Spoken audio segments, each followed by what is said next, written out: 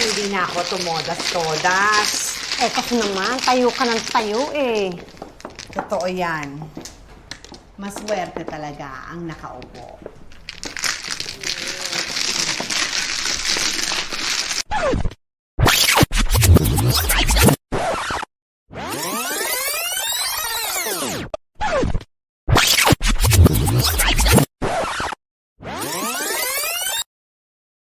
The movie Maid in Malacañang is trending nowadays.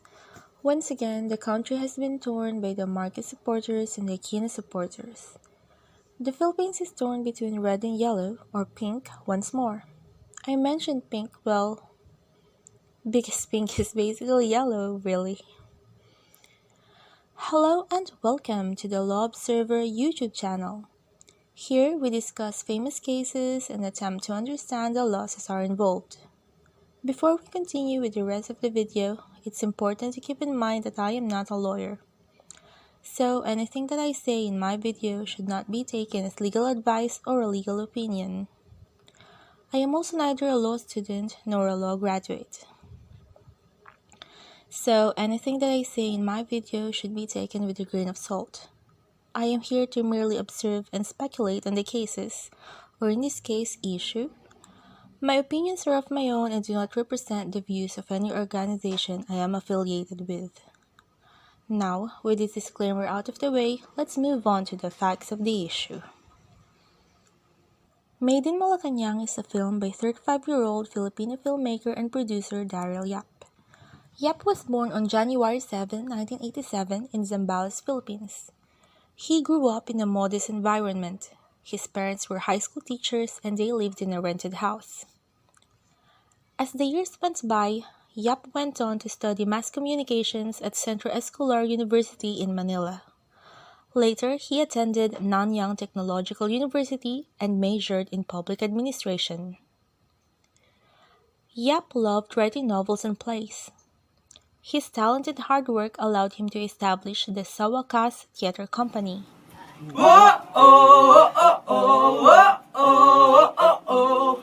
Kwento ng Pasko.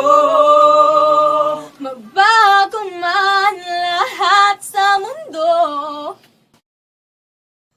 He produced plays and made short films, some of which are Bago Ako Lumipad, Oyayi, Himala, Squatterina, Sacristan, and Joable. He received praise and awards for his works, which are mostly broadcasted on social media platforms such as Facebook, YouTube, and Twitter. Many people admire Yap, but many others also despise him. In fact, he was declared a persona non grata in Quezon City after producing an election-related video that featured an edited city seal. Unsurprisingly, his most recent work, Maid in Malacañang, earned tons of criticisms and praise.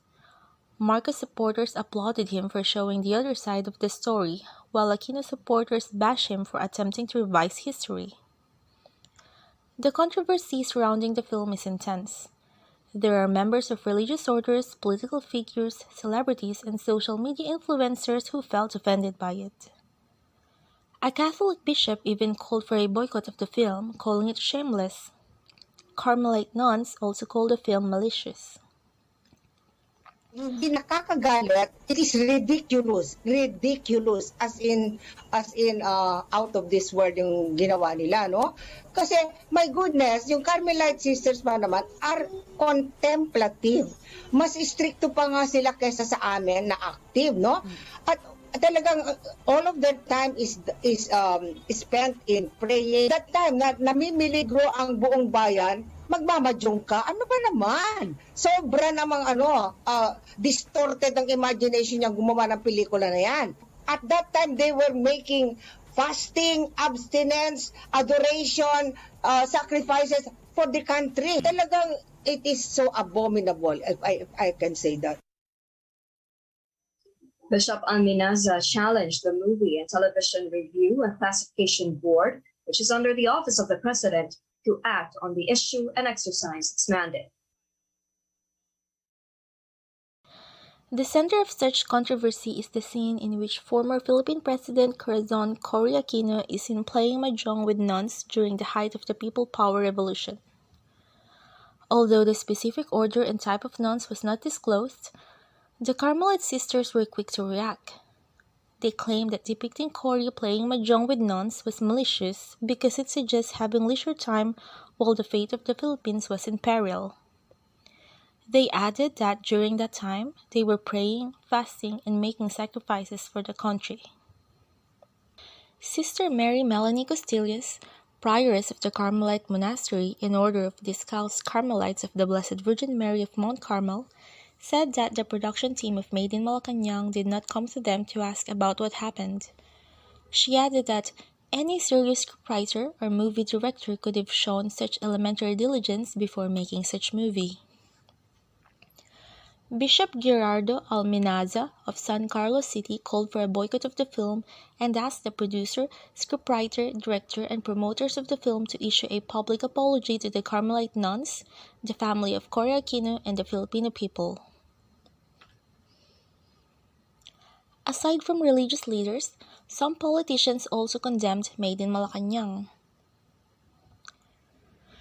Senator Nancy Binay posted on Twitter and said that imaginary events can never be history. Historical trueness will always prevail over historical fiction. She even included a photo of the Carmelite nuns' official statement.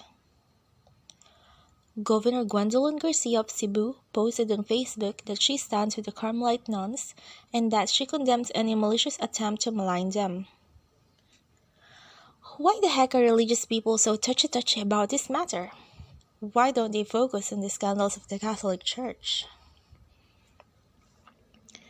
Anyway, many anti-Marcoses want the people behind Maid in Malacañang to be sued. They want to sue for cyber libel.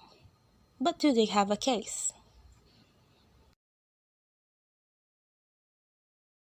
Section 4C4 of the Cybercrime Prevention Act of 2012 is about cyber libel in the Philippines. It makes a reference to Article 355 of the Revised Penal Code. Libel, the unlawful or prohibited acts of libel as defined in Article 355 of the Revised Penal Code as amended, committed through a computer system or any other similar means which may be devised in the future.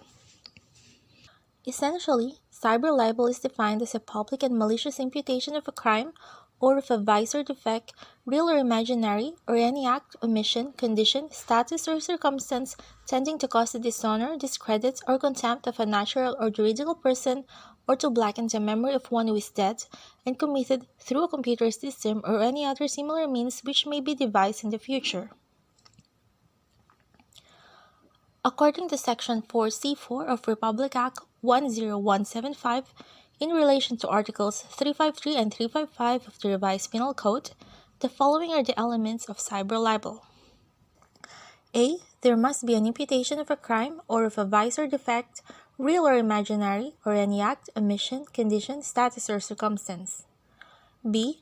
The imputation must be made publicly, which requires that at least one other person must have seen the libelous post, in addition to the author and the person defamed or alluded to in the post. C. The imputation must be malicious, which means that the author of the libelous post made such post with the knowledge that it was false, or with reckless disregard as to the truth or falsity thereof. D. The imputation must be directed at a natural or juridical person, or one who is dead, which requires that the post must identify the person defamed, or at the very least the person defamed is identifiable by a third person. E. The imputation must tend to cause the dishonor, discredit, or contempt of the person defamed. F. The imputation was done through the use of a computer or any other similar means which may be devised in the future. So, the answer to the question is a no. The people behind Maid in Malacañang cannot be sued for cyber libel for simply making the film. Sister Mary Melanie Costillas said that the pictures depict the late Cory Aquino together with some religious sisters. The nuns are not wearing our brown religious habit, but if these pictures are portraying the events of February 1986, then the allusion to the Carmelite order in Cebu is too obvious for anyone not to see. She added that the film insinuated that they were able to play games leisurely when the fate of the country was in peril. Well, unfortunately for the Carmelite nuns, the film does not show or mention anything that would directly link them to the mahjong scene. The nuns in the mahjong scene were wearing white. Their religious order was not specifically identified. Also, playing mahjong in itself is not a crime. Mahjong is a centuries-old game that evolved from a game that used silk-printed cards. Today, the game involves styles that are based on Chinese characters and symbols. Mahjong is a favorite pastime for many people due to its numerous benefits, such as improving concentration, pattern recognition, and memorization skills. It's also fun and relaxing. Playing mahjong, or any other game for that matter, only becomes illegal if it involves money. It is considered as gambling if it involves betting and becomes a source of income. The mahjong scene in Maid in Malacañang does not show any form of money. There are no paper bills or coins on the table. So, this scene cannot be used against the makers of the movie.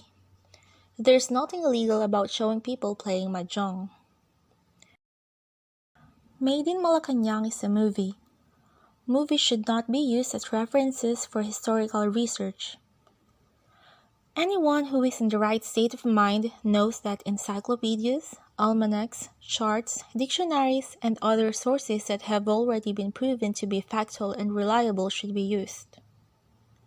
Only a stupid person would use a film, which may or may not have been fictionalized, as the only reference for historical research. Siyempre yung iba, OA.